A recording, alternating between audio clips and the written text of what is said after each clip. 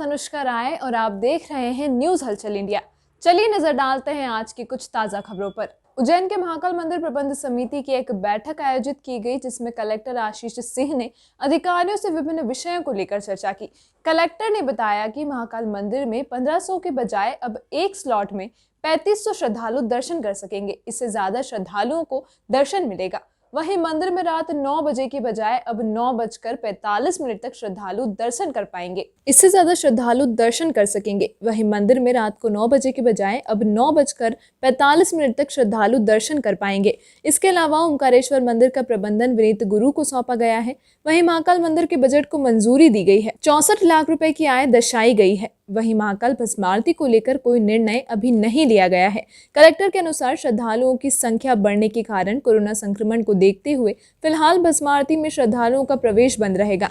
इतना ही नहीं, कलेक्टर ने आप लोगों को भी ज्ञात है, कल मंदिर प्रबंधन समिति की बैठक के अंतर्गत एक निर्णय लिया गया जो कि पूर्व परंपरा अनुसार वहाँ पर अखाड़े की व्यवस्था रही है और देश काल परिस्थिति को देखते हुए कुछ परिवर्तन हुआ था और पुनः परंपरा चूँकि ऐसी होती हैं जो कि निरंतर चलनी चाहिए, उन्हीं चीज़ों को ध्यान में रखते हुए सर्वसम्मति से निर्णय लिया गया कि वो परंपरा जैसे चली आ रही थी उसी परंपरा का अनुपालन किया जाएगा और वो दायित्व तो अखाड़े को दिया गया है। क्योंकि अखाड़े में अभी वर्तमान में मैं यहाँ पर हूँ तो अपना पूरा प्रयास रहेगा प्रत्येक श्रद्धालुओं को किसी भी तरह की कोई दिक्कत का सामना ना करना पड़े, किसी भी तरह की कोई समस्या ना आए और बेहतर से बेहतर जो व्यवस्थाएं वहाँ पर लगेंगी उनको ही हम पूरा प्रयास करेंगे। हमारी जो भारतीय सनातन परंपरा है, हमारे यहाँ तो शास्त्र कहता है देवम भूत्वा देवम यजेत। अगर देवता की साधना करनी है, देवता की आराधना करनी है तो उसके जैसा स्वरूप बनाना चाहिए।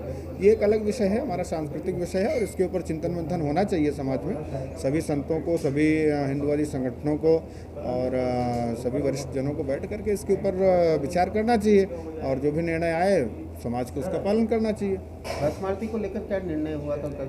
तो निरंतर चली रही भस्म आरती तो अवरुद्ध नहीं हुई है, लेकिन आम श्रद्धालुओं के लिए जो दर्शन की व्यवस्था होती थी, क्योंकि कोविड को देखते हुए अभी उस पर विराम लगा था, तो समिति ने यही निर्णय लिया है कि अभी 2-4 10 दिन 15 दिन बाद पुनः फिर से बैठक होगी और फिर विचार करेंगे। बीजेपी अध्यक्ष मैं जयप्रकाश तिवारी उत्तर प्रदेश का निवासी हूं, अयोध्या का, लेकिन इस समय गुजरात से आए हुए हैं, सूरत से हम लोग आज यहां आकर के कल शाम से आए हुए हैं। यहां की जो सरकार की तरफ से जो हमको यहाँ दिख रहा है कि जहाँ 12,000 श्रद्धालु सिर्फ दर्शन कर पा रहे थे, आज यहाँ 28,000 सुनने में आ रहा है। ये तो बहुत बड़ी खुशी की बात है, बहुत बड़ी सौगात है श्रद्धालुओं के लिए और ये नई गाइडलाइन बहुत ही हम लोगों के लिए सहानुभूति के हिसाब से गवर्नमेंट ने किया हुआ है, बहुत अच्छी बात है। और यहाँ के जो ट्रस्टी लोग हैं, कल की मीटिंग में जो प्रस्ताव पास किया है उसके लिए भी बहुत बहुत धन्यवाद। और ये हमारे किशन कन्हैया लाल, लड्डू गोपाल महाकाल महाराज से यही कहने के लिए आए हुए हैं कि अब हमारे पूरे देश में ये कोरोना जैसी बीमारी से निजात दिलाएं, सब लोग संतुष्ट रहें, सुखी रहें और इसी के साथ में हम अपना वक्तव्य जो है समाप्त। एक बात बोलने को रह गई, सबसे बड़ी बात यह है कि यहाँ जो वीवीआईपी व्यवस्था चल रही थी महाकाल मंदिर में, आज वो एक जनरल व्यवस्था के रूप में जो तब्दील हुई है, इसके लिए सरकार से लेकर के यहाँ ट्रस्टी लोगों को बहुत बहुत धन्यवाद, कोटि कोटि धन्यवाद। देखिए, आज महाकाल मंदिर प्रबंध समिति की बैठक हुई थी और कुछ महत्वपूर्ण निर्णय उसमें लिए गए हैं। एक तो वर्तमान में यह देखने में आ रहा है कि जो श्रद्धालुओं की संख्या है वो बहुत ज़्यादा है, जैसा कि एक्सपेक्टेड रहता है कि साल के आखिरी में, नए साल के शुरू में श्रद्धालुओं की संख्या बढ़ती है और इस बार भी वही हुआ है। तो हम लोगों ने निर्णय लिया है कि अभी तक जो 2 स्लॉट में 1500 अधिकतम श्रद्धालु दर्शन कर सकते थे, उसको हमने बढ़ाकर 3500 कर दिया है। एक स्लॉट में जो 2 घंटे का होता है उसमें अधिकतम 3500 श्रद्धालु जो है दर्शन कर पाएंगे। तो इससे हमारी संख्या जो है काफ़ी ज़्यादा बढ़ जाएगी जो श्रद्धालु दर्शन कर सकेंगे। और साथ में जो समय भी है, जो रात में 9 बजे तक होता था, उसको बढ़ा के हम लोगों ने 9:45 तक कर दिया है, जिससे कि 10:30 की शयन आरती से पहले सभी श्रद्धालु चले जाएं। इसके अलावा वहाँ से संबंधित कुछ जो फोटोग्राफरों के वो थे, इश्यूज़ थे, उनको लेके हम लोगों ने उनकी 6 महीने की जो शुल्क थे उनको माफ़ किया है।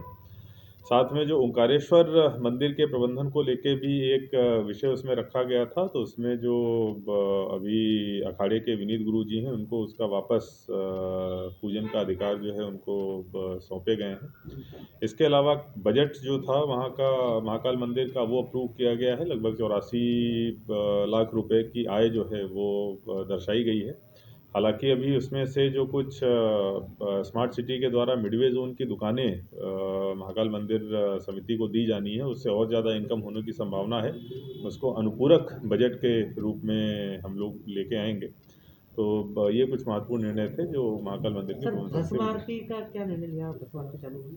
देखिए, भस्म आरती अभी चालू करने का निर्णय जो है वो नहीं लिया गया है। प्रबंध समिति में सभी सदस्यों की ये राय थी, क्योंकि वो बंद एक जगह होती है और वहाँ पर अगर बहुत ज़्यादा समय तक लोग एक साथ बैठेंगे तो निश्चित रूप से कोरोना के संक्रमण का खतरा रहेगा, और कोरोना के संक्रमण का खतरा अभी भी बना हुआ है, तो उसको किया गया। और इसके साथ साथ चूँकि श्रद्धालुओं की संख्या बड़ी है और ख़ास तौर पर जो नंदी हॉल में जाके दर्शन हो रहे हैं उसमें भी संख्या बड़ी है, तो ये भी प्रबंध समिति में डिसाइड हुआ है कि 30, 31, 1 और 2 इन 4 दिनों में नंदी हॉल के अंदर भी प्रवेश पूरी तरीके से वर्जित रहेगा। अगर कोई प्रोटोकॉल के माध्यम से भी जा रहा है तो उसको जो सेकेंड बैरिकेडिंग है उसके माध्यम से दर्शन होंगे। नंदी हॉल में उसका जो प्रवेश है वो प्रतिबंधित रहेगा, और भस्म आरती और गर्भगृह में प्रवेश जैसा पहले था वैसा आगे भी प्रतिबंधित रहेगा जब तक कि आगामी आदेश नहीं निकाले जाते। सर, 31st पे सर